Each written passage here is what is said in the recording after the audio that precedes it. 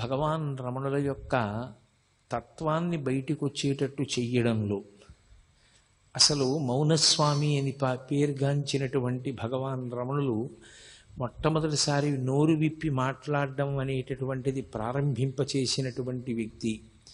తదనంతర కాలమునందు రమణ మహర్షికి అసలు ఆ పేరే ఉంచినటువంటి వ్యక్తి. రమణ మహర్షి ఎవరి పట్ల మిక్కుటమైన ప్రీతితో చెయ్యి కూడా పట్టుకుని తీసుకుని వెళుతూ ఉండేవారో, ఎవరితో మాట్లాడుతూ ఉండేవారో, ఎవరిని అనేక పర్యాయములు అనుగ్రహించారో అటువంటి మహాపురుషుడే కావ్యకంఠ గణపతి ముని. రమణుల జీవితం, కావ్యకంఠ గణపతి ముని జీవితం అవిభాజ్యములు. రెండు వేరు చేసి చూడడం కుదరదు. చాలా ప్రధానమైన సంఘటనలు వారి ఇరువురి మధ్యలోనే జరిగాయి. అంతటి గొప్ప ద్వయం అది. కావ్యకంఠ గణపతి ముని కారణజన్ములు. ఎందుచేత నేను ఆ మాట అనవలసి వస్తోంది అంటే, మీతో నేను తరచుగా ప్రస్తావన చేశాను, లోకాన్ని ఉద్ధరించగలిగినటువంటి వాడు ఏ మహాపురుషుడు పుట్టిన కారణం చేత వంశంలో 10 తరాలు అటు 10 తరాలు ఇటు కూడా తరిస్తాయో అంతటి మహాపురుష జననము జరగాలి అంటే కేవలం నిశ్చలమైనటువంటి భగవద్భక్తి కారణమవుతుంది. భగవద్భక్తి వినా ఇంకా ఏ కారణము చేత అటువంటి సంతానము లభించదు. సరే, లౌకికంగా ఏదో చదువుకోవడం, డబ్బు సంపాదించడం, కీర్తి ప్రతిష్టలు సంపాదించడం అది పెద్ద విశేషంగా నేను ఆధ్యాత్మికంగా భావన చేయడం కుదిరే విషయం కాదు. ఎందుకంటే అవన్నీ చాలా తాత్కాలికమైన విషయాలు. అవి పెద్ద చరిత్రలో జ్ఞాపకం ఉండిపోయే విషయాలుగా మిగలవవి. కానీ మార్గదర్శకులుగా మిగిలిపోయేటటువంటి మహాపురుషులు, వంశోద్ధారకులు జన్మించాలి అంటే అది కేవలం భగవద్భక్తి కారణంగానే జన్మిస్తారు. విశాఖపట్టణానికి దగ్గరలో బొబ్బిలికి దగ్గరలో కలువరాయి అని ఒక గ్రామం. అసలు ఆ గ్రామమే చాలా విచిత్రమైనటువంటి పేరుతో కూడుకున్నటువంటి గ్రామం. ఎందుచేత అంటే కలువ పువ్వు ఎప్పుడు పుట్టినా నీటిలోనే పుడుతుంది. కానీ ఆ గ్రామంలో ఒక వింత సంఘటన జరిగింది. ఒకానొకప్పుడు ఒక రాతి మీద కలువ వికసించింది. రాతి మీద కలువ వికసించడం అనేటటువంటిది మనం ఎక్కడ వినం. అదొక అసాధారణమైనటువంటి విషయం. రాతి మీద కలువ వికసించినటువంటి ప్రదేశం కనుక అటు ఇటు చేసి మాటల్ని ఆ ఊరిని కలువరాయి కలువరాయి అని పిలవడం మొదలుపెట్టారు. ఆ కలువరాయి గ్రామంలో ఉన్నటువంటి గడపలే చాలా తక్కువ. అందులో మళ్ళీ చాలా ప్రధానమైనటువంటి ఒక ఇంటి పేరుతో కూడుకున్నటువంటి కుటుంబం ఒకటి ఉంటూ ఉండేది. ఆ ఇంటి పేరు చాలా చోట్ల ఉంది, అయ్యల సోమయాజులు అని. కానీ నాబాబు అన్నది ముందు చేరినటువంటి కుటుంబం ఆ కుటుంబం. నాబాబు అయ్యల సోమయాజుల అని. నాబాబు బిరుదునామం, అది అన్ని కుటుంబాలకి లేదు. అటువంటి బిరుదునామంతో కూడుకున్నటువంటి ఆ కుటుంబంలో ఒక తరం దగ్గరికి వచ్చేటప్పటికీ నరసింహశాస్త్రి గారని సద్బ్రాహ్మణుడు. ఆయన ఆయుర్వేద శాస్త్రంలోనూ జ్యోతిష శాస్త్రంలోనూ దిట్ట. ఈ 2 శాస్త్రాలు, మంత్రశాస్త్రం ఇవి ఉన్నాయనుకోండి, సాధారణంగా విశేషమైన పలుకుబడి ఉంటుంది లోకంలో. ఎందుచేత అంటే, ఒకటి ఆయుర్వేద శాస్త్రం చేతిలో ఉంటే అంతకు మించిన వైద్యుడు ఎవరు ఉంటారు? ఈ రోజుల్లో ఉన్నట్లుగా అల్లోపతి డాక్టర్లు అంతమంది ఉండేవారు కాదు. కాబట్టి ఆయుర్వేదంలో నిష్ణాతుడై ఉంటే లోకంలో అందరికీ సుపరిచితుడవుతాడు. ఇక రెండవది, జ్యోతిష శాస్త్ర ప్రవేశం కలిగి ఉండడం అనేటటువంటిది అందరికీ అవసరాలు తీరుస్తూ ఉంటుంది. ఇంట్లో ఓ పెళ్లి జరగాలన్నా, ఓ ముచ్చట జరగాలన్నా, ఓ వేడుక జరగాలన్నా ప్రతిదానికి శుభాశుభములను నిర్ణయించగలగడం, ఓ సుముహూర్త నిర్ణయం చేస్తూ ఉండడం, ఏ కార్యక్రమం చేసుకుంటే ఇబ్బందులు తొలగుతాయో చెప్పగలగడం, జాతకాన్ని పరిశీలనం చేయడం, ఇవన్నీ చేస్తూ ఉంటారు. కాబట్టి లబ్ధప్రతిష్ఠులు అవుతారు. దానికి తోడు ఆయన గొప్ప మంత్రశాస్త్రవేత్త. అనేక మంత్రములను ఉపదేశం పొందాడు ఆయన. పొంది ఆ మంత్రములన్నిటినీ చాలా నిష్ఠతో ఆయన ప్రతిరోజు కూడా జపం చేస్తూ ఉండేవాడు. ఆయన స్వయంగా విఘ్నేశ్వర భక్తుడు. వినాయకుడంటే చాలా విశేషమైన ప్రీతి. అందున ఆయనకి ఇష్టదైవం డుంఠి గణపతి. డుంఠి గణపతి అంటే కాశీపట్టణంలో ఉంటారు. కంఠం మీద చంద్రవంక ఉంటుంది అని. ఆ చంద్రవంక ఉన్నటువంటి గణపతి డుంఠి గణపతి అని శ్రీనాథుడు వర్ణన చేశాడు. ఆ భీమఖండంలోనూ కాశీఖండంలోనూ కూడా వర్ణిస్తాడు. అందుకని అటువంటి డుంటి గణపతి స్వరూపం అంటే ఆయనకి బహుధా ప్రీతి.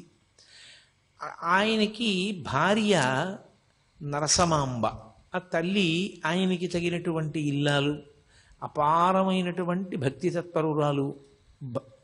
ఆవిడ పతిసేవాపరాయణ, ఎప్పుడూ భర్తని సేవిస్తూ ఉండేది.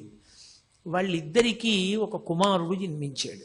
ఆవిడికి సూర్యనారాయణమూర్తి ఇష్టదైవం. ఆవిడ సూర్యనారాయణమూర్తిని ఉపాసన చేసేది. ఆ పుట్టినటువంటి కొడుక్కి భీమశాస్త్రి అని పేరు పెట్టారు. ఆ పిల్లవాడు పెరిగి పెద్దవాడు అవుతున్నాడు.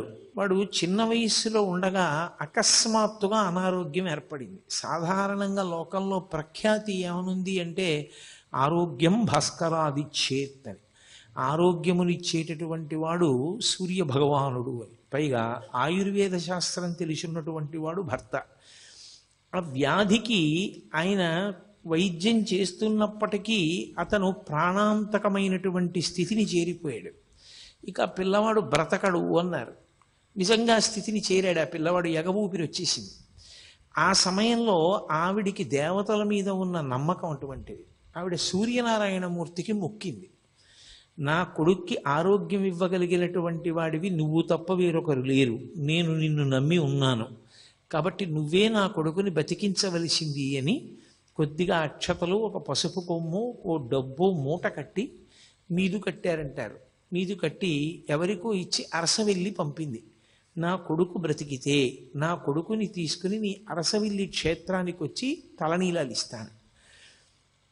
ఆమె యొక్క నిశ్చలమైన భక్తికి సూర్యనారాయణమూర్తి అనుగ్రహించాడు. అసలు మీకు చాలా ఆశ్చర్యం ఏమిటంటే ఈ కంటితో చూడ్డానికి వీలైనటువంటి పరబ్రహ్మస్వరూపము సూర్యనారాయణమూర్తి ఒక్కడే. సూర్యనారాయణమూర్తి చేత రక్షింపబడనటువంటి పౌరాణికమైన విశిష్టమైన వ్యక్తులు లేరు. మహాభారతంలో ద్రౌపదీదేవి రక్షింపబడింది అంటే సూర్యనారాయణమూర్తి వల్లే. విరాట పర్వంలో సూర్యనారాయణమూర్తి కృచ్చిని పంపాడు కాబట్టి ఆమెని ఆవహించి కీచకుణ్ణి తోసేసి పడిపోయేటట్టుగా చేశాడు. అందువల్ల ద్రౌపదీదేవి తప్పించుకుంది. సరే, శ్రీరామచంద్ర ప్రభువు ఆదిత్య హృదయాన్ని ఉపదేశం పొంది అగస్త్య భగవానుడి దగ్గర ఆయన ఆ మంత్రజపం చేత రావణాసురుణ్ణి సంహరించగలిగారు అన్నది జగద్విదితం. సీతమ్మ తల్లి చాలా కష్టంలో ఉన్నప్పుడు ఆమె కూడా సూర్యనారాయణమూర్తిని ఉపాసన చేస్తూ ఉండిపోయింది రాముని యొక్క విజయం కోసం. కాబట్టి అసలు సూర్యనారాయణమూర్తిని ఉపాసన చెయ్యనటువంటి వాళ్ళు లోకంలో లేరు. లలితా సహస్రనామ స్తోత్రానికి భాష్యం ఇచ్చినటువంటి భాస్కరరాయల వారు కూడా గొప్ప సూర్యోపాసకుడు. ఆయనకి సూర్యభగవానుడు ప్రత్యక్షం అయ్యాడు కూడా. కాబట్టి ఆ తల్లి సూర్యనారాయణమూర్తికి నమస్కారం చేసింది. ఆ నరసమాంబ, నా కుమారుడు బ్రతికి బట్ట కడితే వాడి 3వ ఏట వచ్చినప్పుడు నేను తీసుకొచ్చి తలనీలాలు ఇస్తాను, నీ దగ్గరే దర్శనం చేసుకుంటాం కుటుంబం అంతా. ఆశ్చర్యకరంగా పిల్లవాడు బతికాడు. ఆ పిల్లవాడిని తీసుకుని తలనీలాలు ఇవ్వడం కోసమని బయలుదేరి అరసవిల్లి క్షేత్రానికి చేరారు. అప్పుడు పెద్ద ఉత్సవం జరుగుతోంది.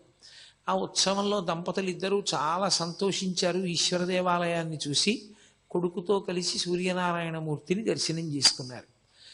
దర్శనం చేసుకుని ఆ దేవాలయ ప్రాంగణంలోనే ఒక చోట భార్యాభర్తలు ఇరువురూ కూడా నిద్ర చేశారు. అసలు యథార్థమునకు ఏదైనా క్షేత్రానికి వెడితే రాత్రి ఉండకుండా రాకూడదు, రాత్రి నిద్ర చెయ్యాలి.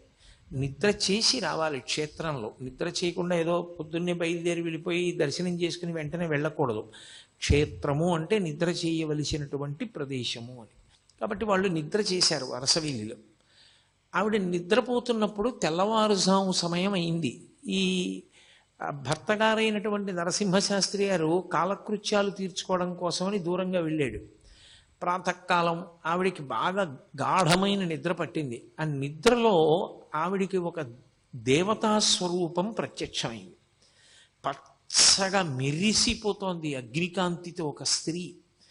ఆమె అరసవిల్లి దేవాలయంలోంచి బయలుదేరి వచ్చి ఒక బంగారు పాత్రను, ఒక దాన్ని పాయస పాత్రని ఆమె చేతిలో ఉంచింది. ఉంచి ఆమె అంతర్ధానం అయిపోయింది. ఆవిడికి కల వచ్చినట్టుగా అనిపించలేదు, యథార్థంగా ఎవరో వచ్చి తన చేతిలో కలశం ఉంచినట్టే అనిపించింది. ఆవిడ నిద్ర లేచిన తర్వాత నరసింహశాస్త్రి గారు తిరిగి వచ్చి విచారణ చేస్తే ఆమె తన స్వప్న వృత్తాంతాన్ని చెప్పింది. ఆయన స్వప్నశాస్త్రం కూడా తెలిసినవాడు. అందుకని ఆయన అన్నాడు, సాధారణంగా ఇలాంటి కల వస్తే ఆమె గర్భిణి అవుతుంది. గర్భచిహ్నములు కనపడితే నీ కడుపున పుట్టబోయేటటువంటి పిల్లవాడు దైవాంశ సంభూతుడవుతాడు. నీకు కనపడినటువంటి స్వరూపాన్ని హిరణ్మయి అని పిలుస్తారు. ఆ హిరణ్మయీ స్వరూపం సూర్యనారాయణమూర్తి యొక్క తేజోమండలం నుంచి వచ్చినటువంటి అగ్నిస్వరూపం. అది కలశ నీ చేతిలో ఉంచింది అంటే తప్పకుండా నీ కడుపున చాలా గొప్ప పిల్లవాడొకడు జన్మిస్తాడు. నాకు ఎప్పటి నుంచో ఒక కోరిక ఉంది. ఆ కోరిక తీర్చవలసినటువంటి కొడుకు నిమ్మని నేను గణపతిని ప్రార్థిస్తున్నాను. అలాంటి కొడుకుని ఇస్తాడేమో అన్నాడు. ఏమిటైన ప్రార్థన? అప్పటికి భారతదేశానికి స్వాతంత్ర్యం రాలేదు.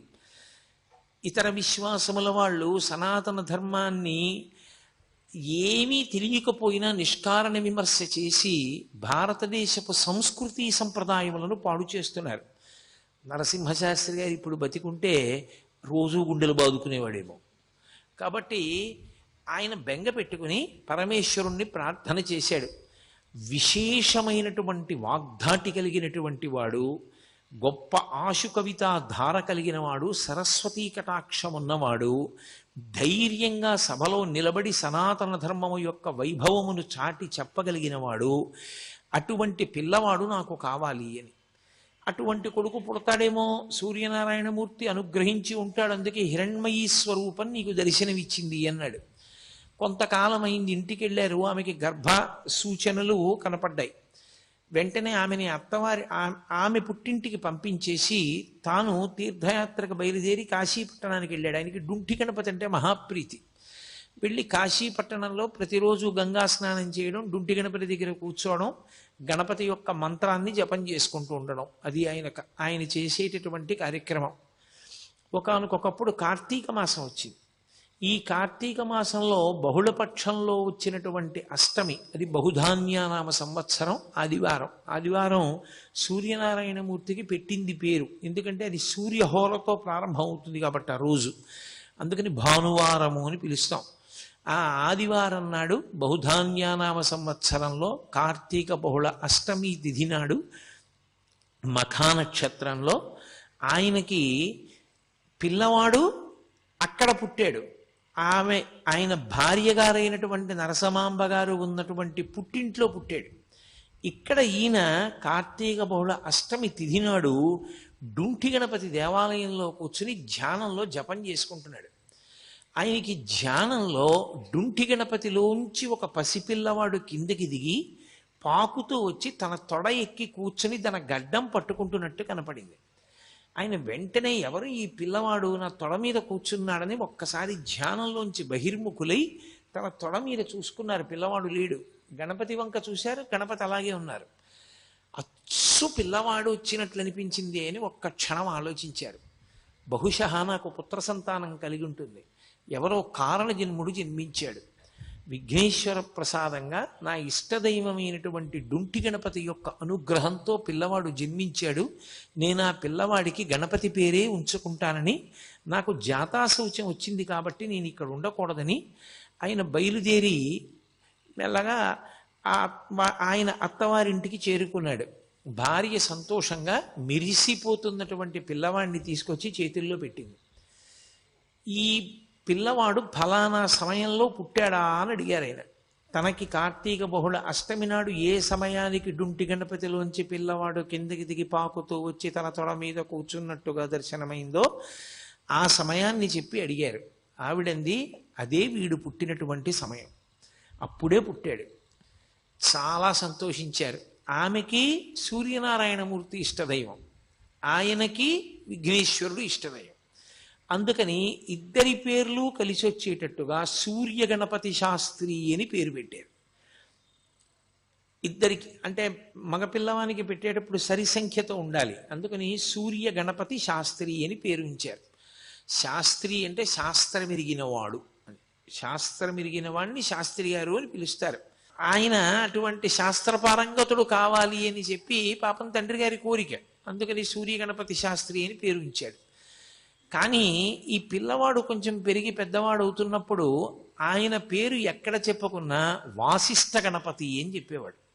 అందుకే సూర్య గణపతి శాస్త్రి అన్న పేరు మీకు ఎక్కడ కావ్యకంఠ గణపతి ముని పేరులో కనపడదు. వాసిష్ఠ గణపతి అంటారు. అది ఋషి సంప్రదాయం. ఆయన ఋషి సంప్రదాయాన్ని తీసుకుని గణపతి ముని ఏం చేశారంటే, ఆయన యొక్క గోత్రం త్రయారుషేయం, కౌండిన్య, మైత్రావరుణ, వాసిష్ఠ త్రయారుషేయ ప్రవరాన్విత అని.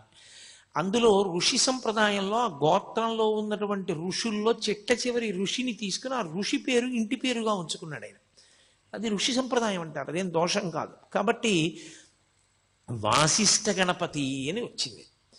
తండ్రి తనకి డుంఠి గణపతి మీద ఉన్నటువంటి భక్తి చేత కొడుకుని ఎప్పుడూ కూడా గణపతి గణపతి గణపతి అని పిలిచేవారు.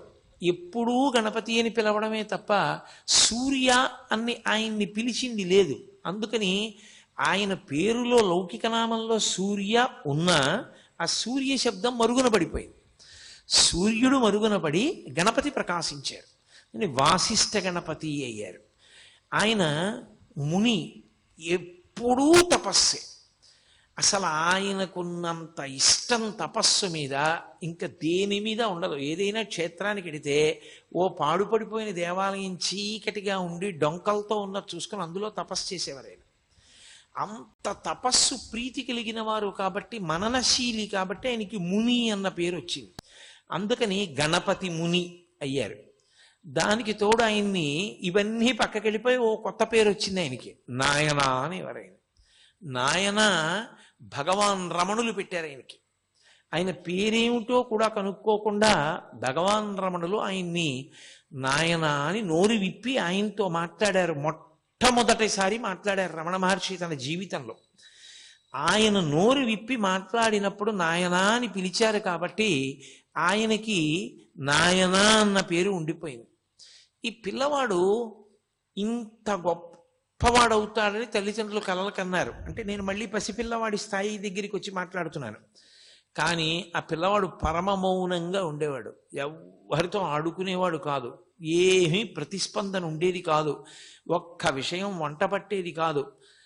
తండ్రి తల్లి దిగులు పెట్టుకున్నారు. ఊళ్ళో వాళ్ళు బంధుజనం అందరూ కూడా హేళన చేయడం మొదలుపెట్టారు. ఈవిడ సూర్యోపాసన చేసింది, హిరణ్మయీ శక్తి కనపడిందన్నారు.